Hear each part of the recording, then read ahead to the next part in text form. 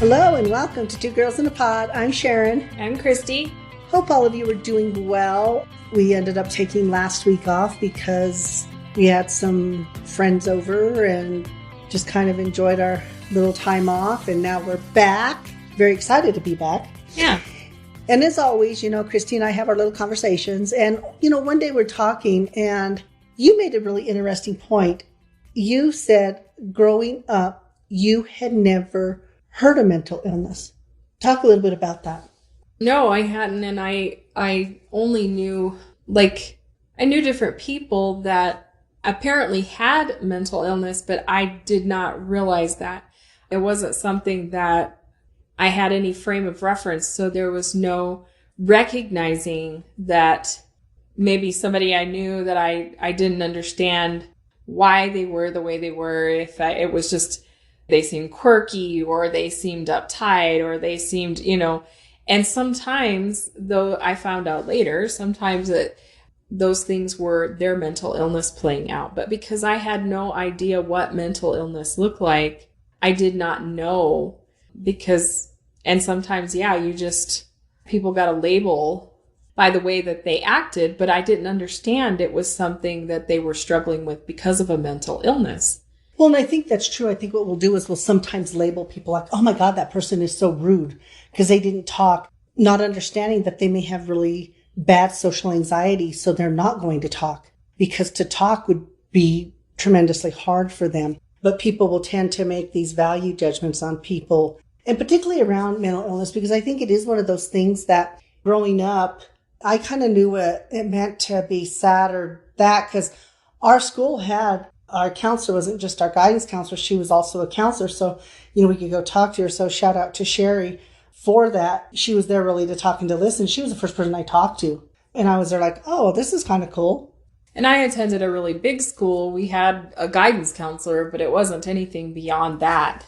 The only thing that I had heard as far as counseling would have been something that happened within the church, usually prior to somebody getting married or something like that. They would do some kind of couples thing to, I guess, prepare for that or whatever. But that was the only time I ever heard any kind of reference to any kind of counseling like that. I didn't even have a good understanding of what a guidance counselor did until I went in there and I found out it was all about education.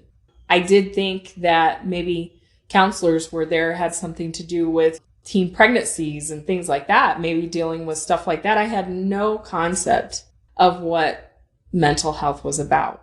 So being able to identify that in someone, I had no, like I said, frame of reference for that. So sometimes I had this idea that maybe this person was this way or another because they were so uptight or something like that, not realizing that they were really struggling with either, a depression or, like you say, some kind of anxiety, especially with anxiety, because sometimes people would come across as uptight.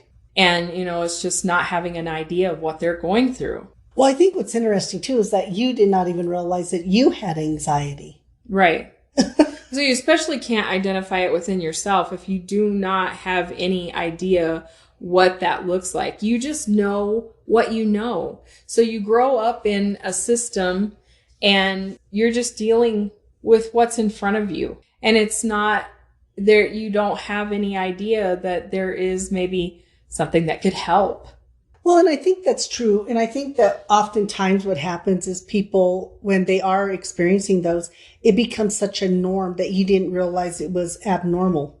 Right. You're just dealing within the dysfunction. You don't realize that there's actually a name for something that you're dealing with or that, and that there are ways to better handle and cope with things because you don't even understand because you're in it. You're so in the situation. Well, and I think the other thing that people don't understand too, or maybe they do, I don't know, but oftentimes, and we'll just talk about children for a minute, they'll develop a coping mechanism or a coping skill. Okay. And it works really well for whatever that situation is. But then what happens is they want to use that coping skill works well there. So they want to use it in everything, but that becomes part of that disorder.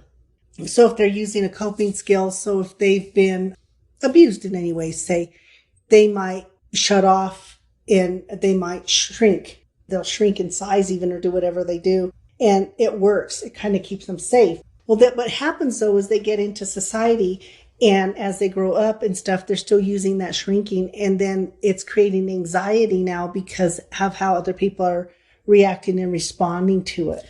Well, because too, you never learn to have a voice. Absolutely.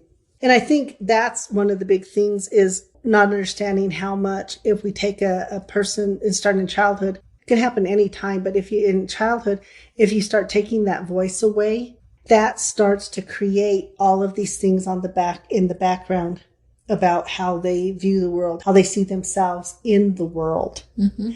And not understanding that that eventually develops into something else. Yeah. Well, like I say, you're trying to function within the dysfunction and you don't have any idea about how you don't have any of those coping skills. You know, if you don't have a concept of where to even go for help because you don't even know you need help.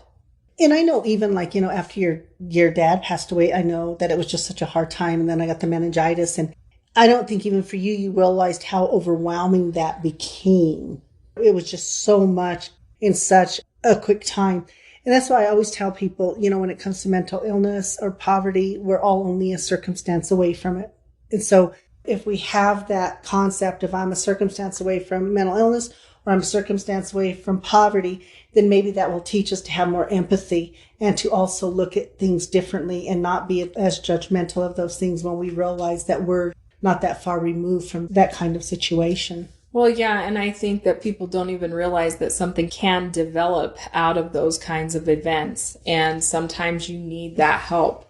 You're right. I mean, after my dad passed away, I just became really angry, but it wasn't on such a conscious level. I didn't even understand that I was so lost in that grief that I wasn't doing things how I would normally do them. I didn't realize the impact was expanding beyond what I even knew. I knew that I was sad.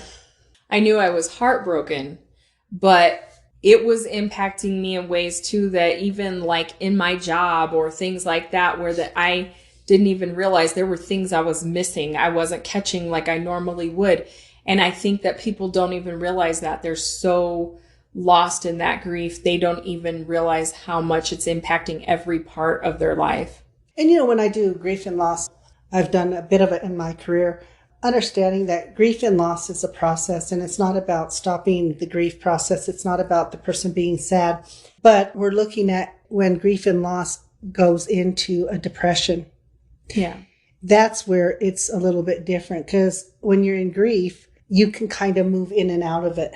You kind of, you know, you go to work, you do your stuff, and then you might have moments in your job where maybe something triggers that and you'll feel that sadness, but then you kind of get out of it and you kind of continue on.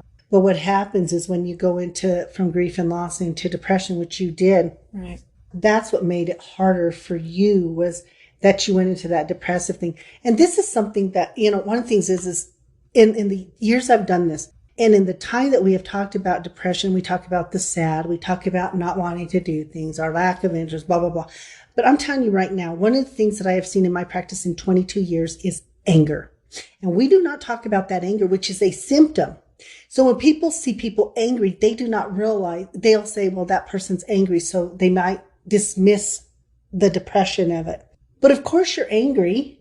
And I don't know, do you feel internal anger? Or for everybody, I think it's a little bit different. Yeah, I mean, I did feel angry. And it was, I mean, I knew on a conscious level, it didn't even make sense. But for some reason, I felt like I couldn't control it. Exactly. And I think that's what it is. When you're in grief, you kind of morph in and you morph out. And, you know, so people expect that. But they don't understand why, say, somebody who loses somebody, well, geez, it's been 5 months and they're still sitting in their house not doing anything. Instead of realizing they may have gone into a depression, it almost becomes that judgment thing of, okay, buckle up, buttercup. Come on now, let's not understanding that they may have morphed into something else. But that judgment comes in. Well, yeah. And you see those people doing stuff out of the norm for them too. But that's the thing. It's like I say, when you get into that depression and you're so in that anger, it's like you're not doing good decision making, but you feel like you're out of control with it. And it's just, So you can see that with people sometimes, and they'll make, major decisions about their lives.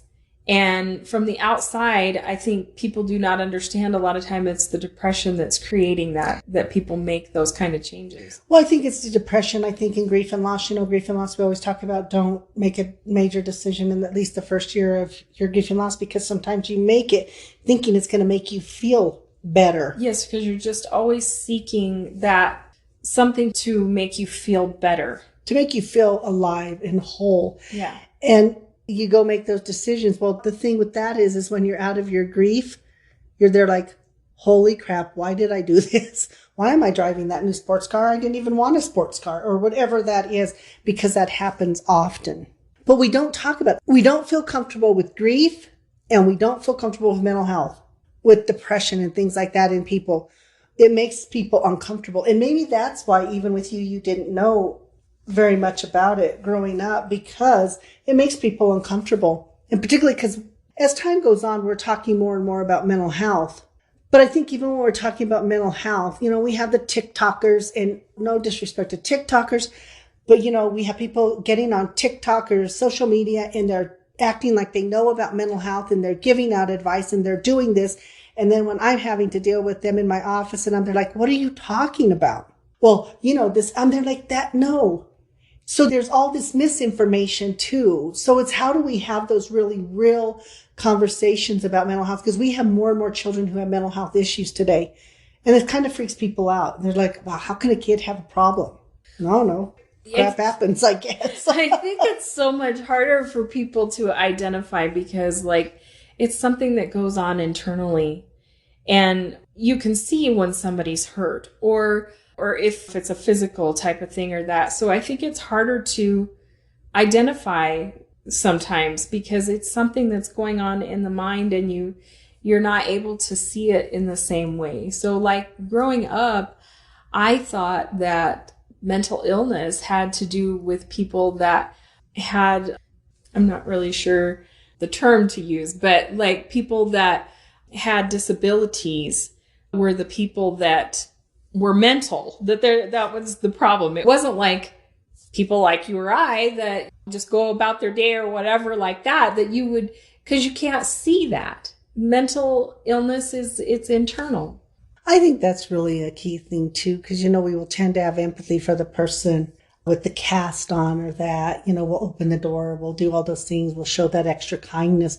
But you're right, when we see those people who act quirky or whatever, we tend to sometimes people say, oh, geez, that person's weird or that. So we don't extend the same kindness, understanding that sometimes those are just the symptoms or that's how it plays out. So it is a little bit different, and I think that people expect a lot from people with mental illness, or they expect for people to just be okay because it makes them uncomfortable. Mm-hmm. A broken arm doesn't make somebody uncomfortable. Right. But somebody talking to themselves, or somebody having a meltdown, or somebody being quirky, or those things, it creates a different feel in the person. It's offsetting for them. The only concept I knew growing up, yes, definitely, person talking to themselves, definitely. Oh, and the only term that I knew was, well, they're just crazy. That's the only way I knew it. I didn't have any idea that had a real name. Yeah. Or that there were different forms of mental illness that look differently, but are still, it's a mental illness.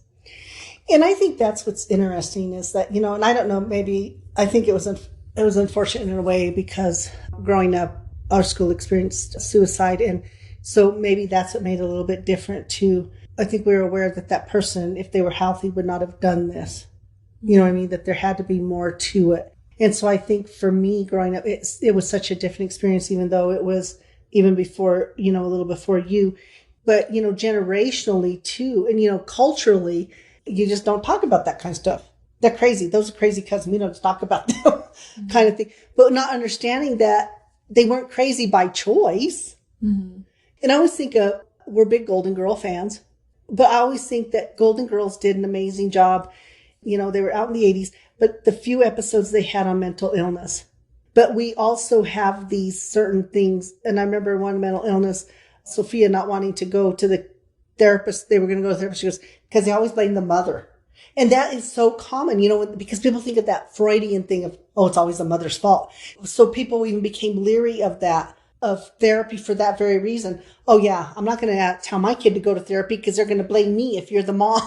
Mm-hmm. You know what I mean? So you're going to discourage that. Mm-hmm. But those little things, whether they start out as a joke or Freud, whatever he was doing, it became one of those things that also made people want to put mental illness at an arm's length, so not to talk about it. Yeah. Because if I did, was I the cause of it or whatever, you know, I mean, as time goes on, we're learning more and more and more. And, you know, I know there are those people out there who say psychology ain't a hard science, but you know what? We're doing some hard work out there, and we're doing work that, you know, we're understanding the brain more. So brain work to me is just really big in my practice, because I'm very cognitive behavioral therapist, because I understand now that unless I can help rewire the brain, I'm not going to change the behavior, which is not going to change. So it's that whole entire thing. So we're learning more and more. So in the defense of older generations or whatever, they just didn't know.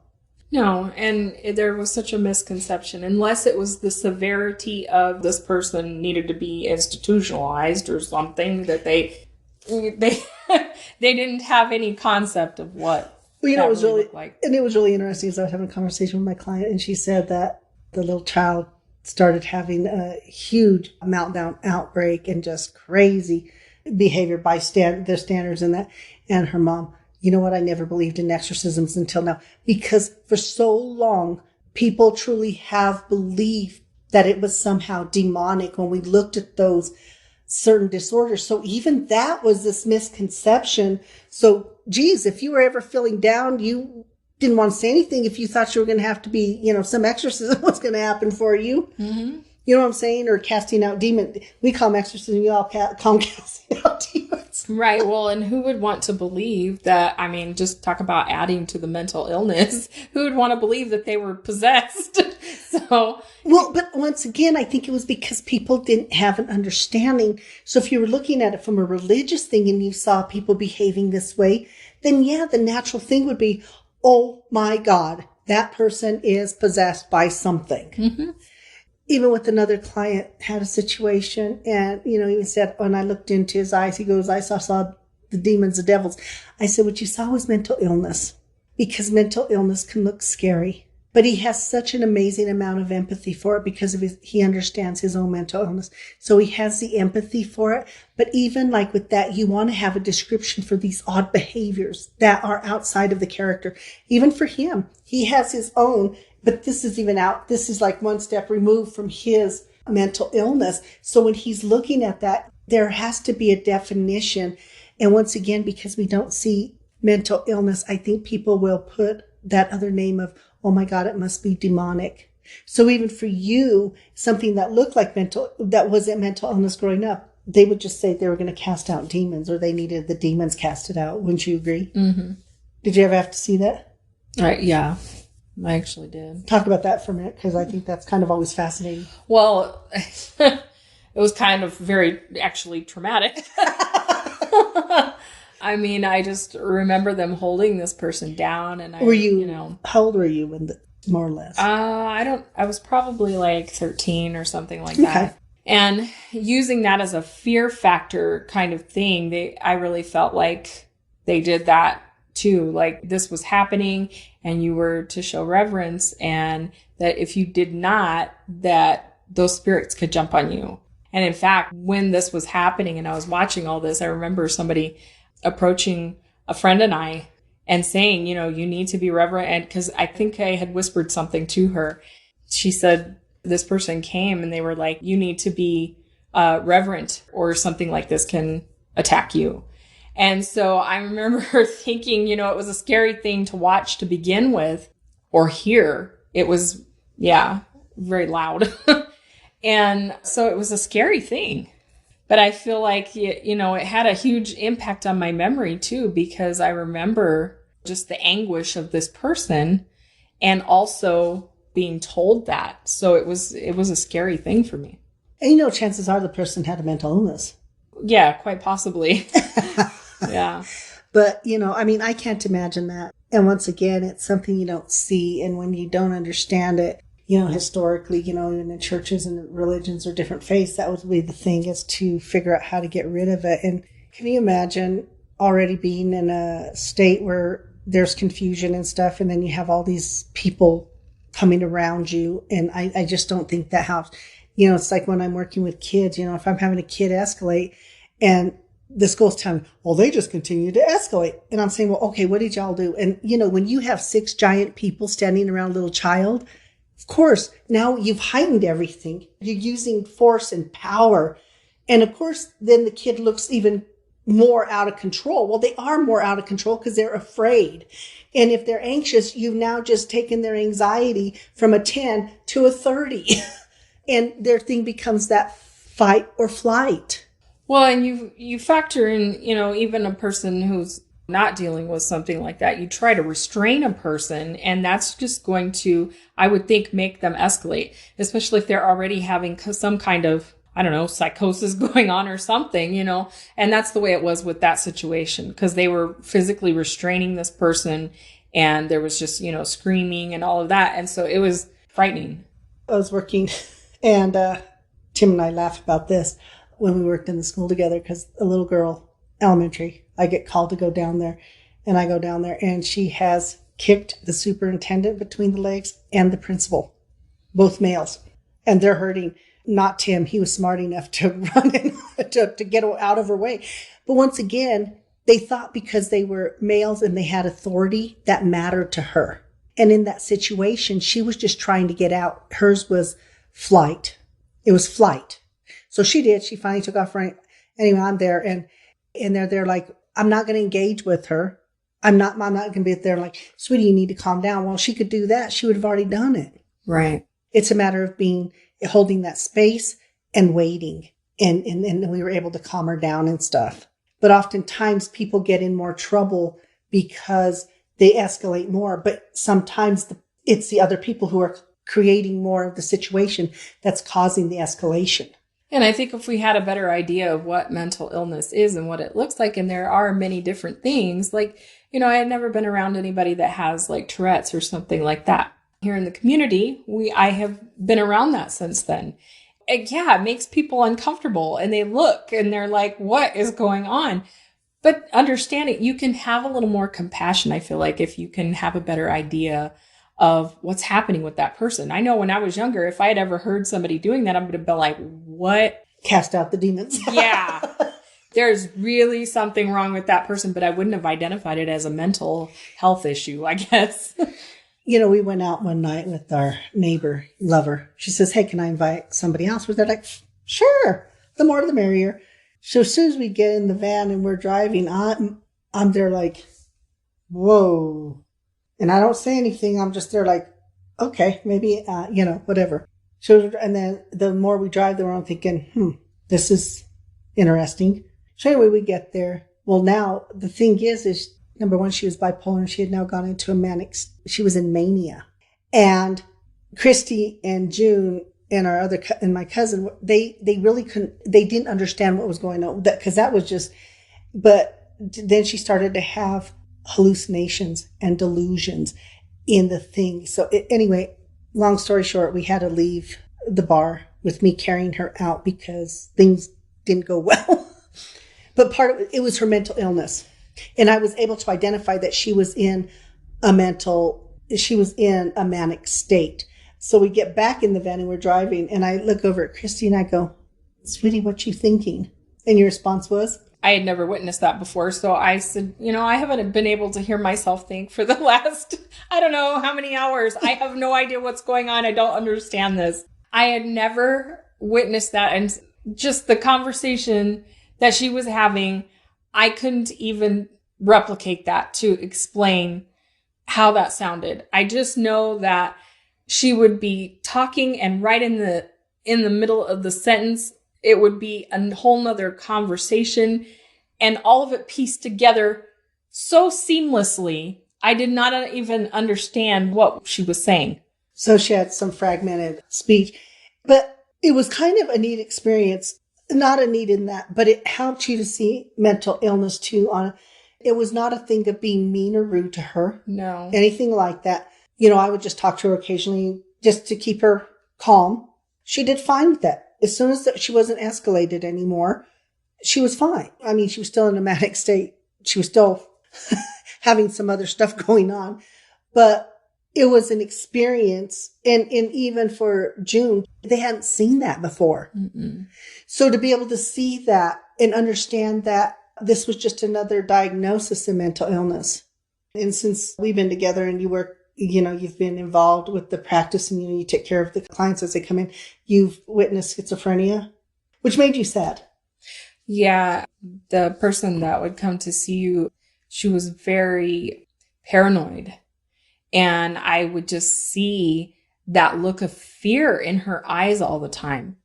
And it just made me so sad for her because I couldn't imagine living that way all the time. And she did. She just looked like that. She was just horrified. I couldn't imagine hearing the things that were going on in her mind and living with that and trying to function normally. And being a parent. Yeah. She was a parent. And with all of that, kudos to her, man. It's been a lot. You got to see PTSD. You got to see a whole bunch of different stuff. And I think it's helped you to definitely have a better understanding of mental illness now. Mm-hmm. That's what happens when you marry a therapist. Yeah, I think that's a huge piece of it. But it's, it's sad because I think, like I say, that people can have more compassion if they had a better concept of what these people are going through dealing with that. We were in Alabama. We were at a restaurant. It's kind of like a country buffet or that they call it. It's Ryan's. I think so. Oh my goodness. And there was a line of people. Oh Lordy. Line of people. And we're waiting. And I look up and I'm watching the cashier and I can see it coming on. She started going to a panic attack. And part of it is that she's overwhelmed. There's multiple people talking at her. She's got a long line. Everything's just kind to steamroll with her. But people aren't seeing that. All they're seeing is, hurry up and give me come on, can't you hurry up? And so that's not helping. Right. So the customers are not helping. Neither was management, I feel like, because they kept coming over there to her and they're talking to her and people are flooding in the door and you can tell her anxiety's building. And it's building and it's building. And I look over at Christy and I says, I'm on vacation. I says, but I'm going to go talk to this lady. So I walk up to the front and I told the manager, because the manager's coming back out to talk. I said, look, she's in a panic attack. And the manager goes, what? And I said, she's in a panic attack. I said, the customer's talking and all, it's going to make it escalate really bad. And I said, would you like me to help her? The manager goes, well, if you can, please. So I took her to the side and she was already getting to that state of almost hyperventilating, the palpitation of the hearts, everything, and started to feel like she's going to have that heart attack. And so I just was there. I walked her through that, got her to where she was calm enough. But I told the manager, I said, you're going to have to send her home. She's not going to be able to go right back up there. I said, because the customers are not going to understand it. And I was talking to the manager and said, how did you identify? I said, because I'm watching her. And I said, I do this for a living. I said, but I'm watching her. And I said, the more the people are, because once again, like you said, we don't see mental illness. Now, had she had a cast on her arm and she was going slower because of the cast, people would have been more empathetic to that, right. Or we would hope. Yeah. But there was no empathy. It was, hurry up now. Come on. You're going too slow. It was just that constant thing. You know what I mean? But that's that thing that you say, we don't see it. I mean, I saw it because that's what I work with. If I didn't, I probably wouldn't, maybe I wouldn't have seen that. You know what I mean?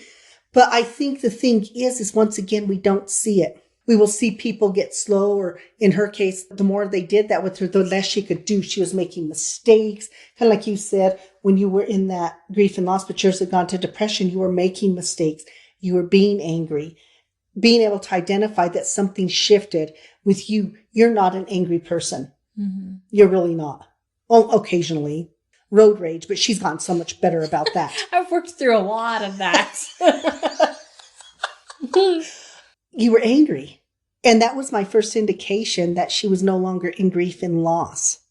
In my defense, I was still dealing with meningitis, so my brain was not functioning. So this was going on now 3 or 4, 5 months or so, because I knew something was wrong, but I couldn't identify it right away. But as soon as I did, I thought, wait a minute. And I said, I think you're depressed. And of course, the first thing is, no, I'm not. Now she was angry because I'm talking to her about this. But when I told her, I said, I think you just need to go see somebody. Get on a med. You did not fight it. You didn't sit there and say no, because I think at that point you realized something was different. Yeah, I was just struggling a lot. So employers sometimes don't understand it. They're hard on their employees still. I have a client who's she is kind of on the autism spectrum. So she hears messages very different. So at her new job, well, she came to me because of that. She couldn't understand those little nuances. So she was missing things. So we worked through that, and she, her next review, she got above average, and even her bosses are like, whoa, that was way more than I thought you were going to do. But, we just kept working on it. She was so determined to do it as well. She goes to her new job, new manager, and he's talking to her, and she takes him very concretely what he's saying. So he says something, but now she's so much better. She goes, my brain just doesn't work like yours. He goes, well, what do you mean? And she was telling him, my brain is not neurotypical. And he was really surprised because he just thought she was odd, or that she was rude, or that she wasn't listening. Because when she would respond, it wasn't to what he really was expecting. But educating him on that and letting him know, I'm not being rude.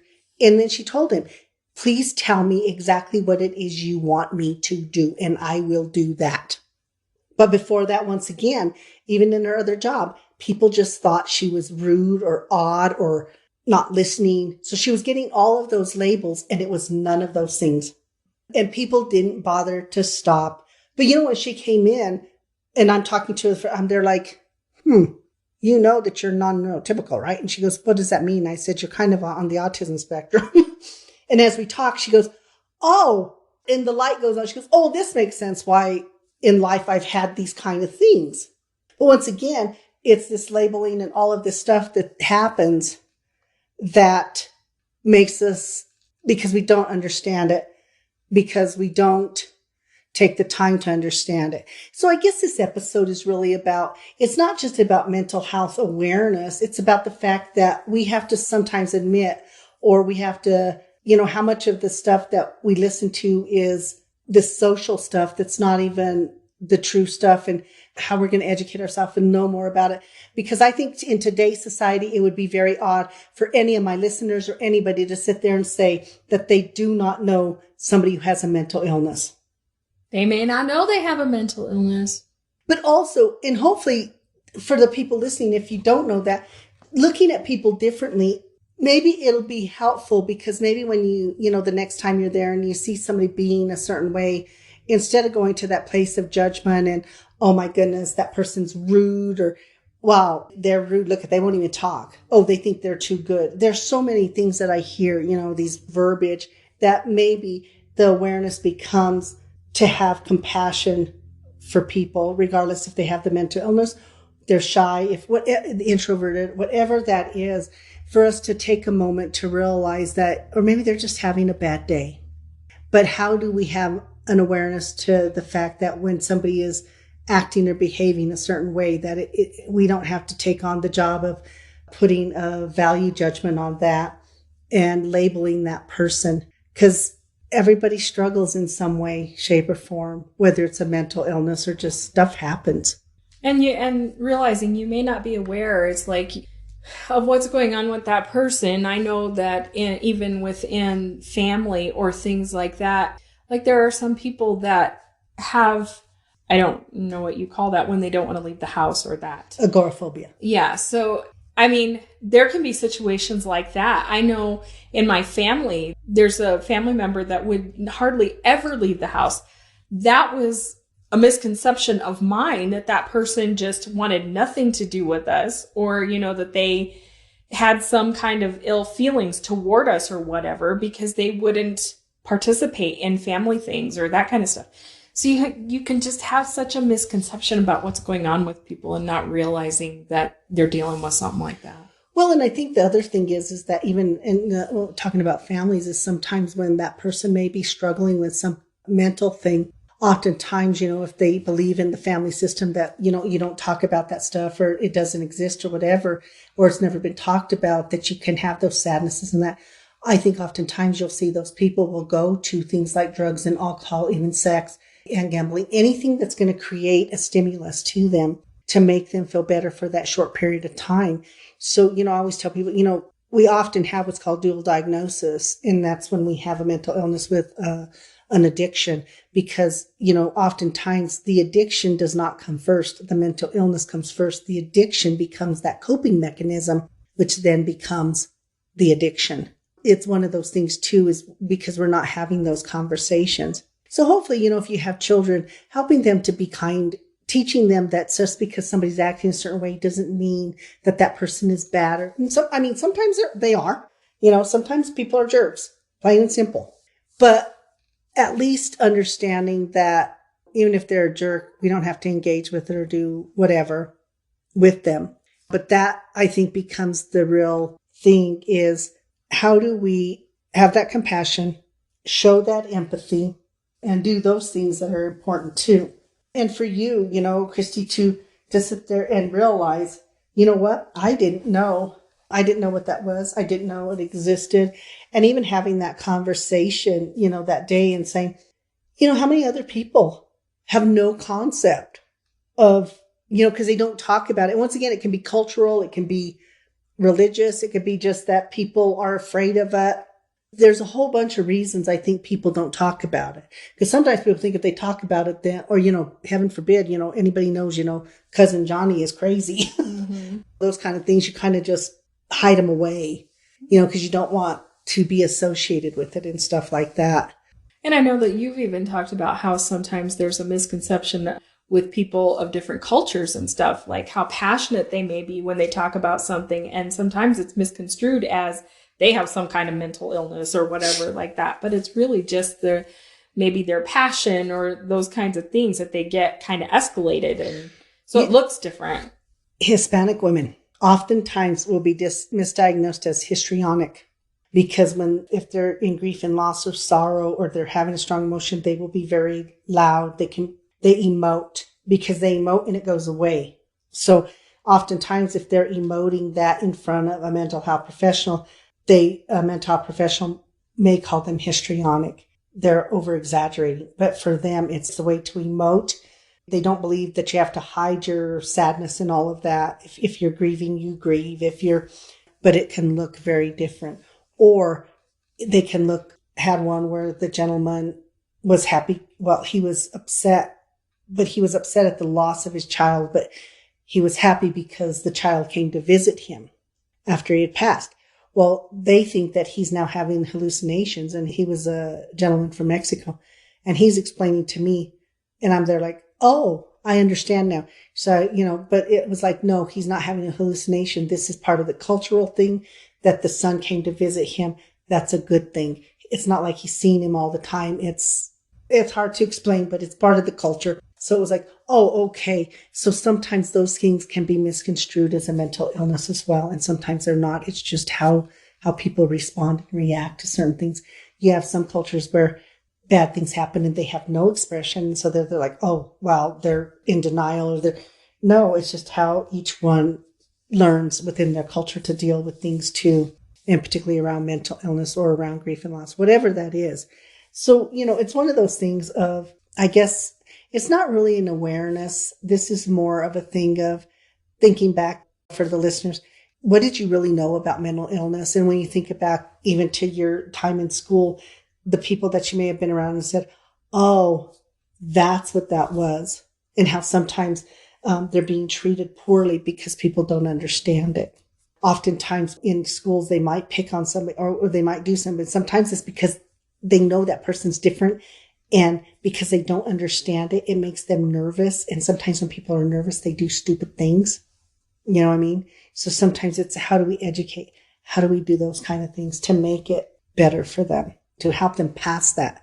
Because I know for you, you've had a lot of education now on mental illness. Yeah, so I have a very different outlook about things like that. And that's why I think it's important to get a better understanding. I think that everybody should have a better understanding of what that looks like, because a lot of times you don't realize that that's what somebody's going through. And maybe it's somebody that you interact with all the time. but you just do not understand where they're coming from. And, I think the other thing that's really big is, I know that some people don't agree with LGBTQ plus, and that's okay.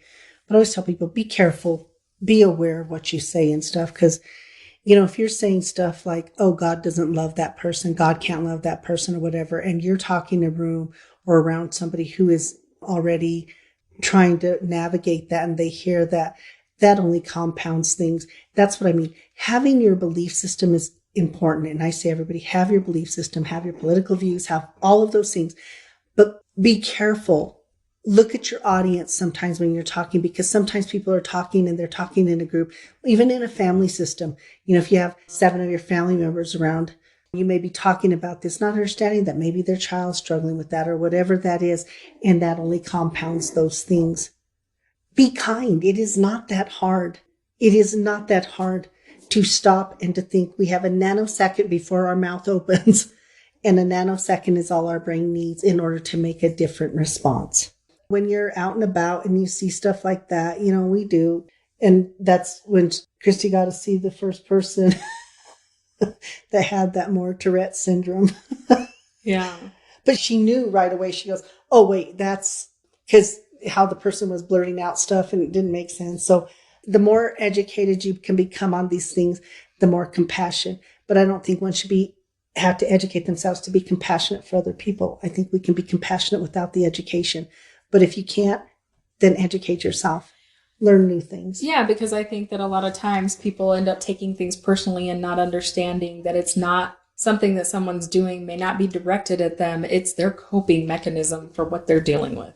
Even as a therapist, one of the things I always tell my clients, if you come in to my office and we're meeting and for whatever reason on the day you come and say, I just don't like you. I think you suck as a therapist. I don't like the way you dress. I want somebody else. My ego should never be involved in that. And I will always tell them, you know what? Then my job is to help you find somebody who's going to fit for you. It's not about ego. It's not about taking things personally. When people are mentally ill, they're not trying to hurt your feelings. Trust me. They're just trying to navigate the world. Just like we all are. We are all trying to navigate the world. And sometimes in our navigation, we might be rude or hateful and not meaning to be. So it's having that same respect and courtesy for other people as well. Yeah. So like I said, I guess the topic of today is sometimes we don't know things and we have to learn things. Sometimes we make judgments on others when we don't know enough. So that's one of the things we have to do is, like I said, talk, communicate is always our theme. Kindness and compassion, all those important things. Absolutely. So hopefully you walk away today with some more valuable information, or at least, you had an hour where you just had to kill some time or something. You said, hey, might as well do this. As always, we are so grateful for all of our listeners. So thank you so much, and we will be back next week. Talk to you all later. Hope you have a great week. Bye. Bye.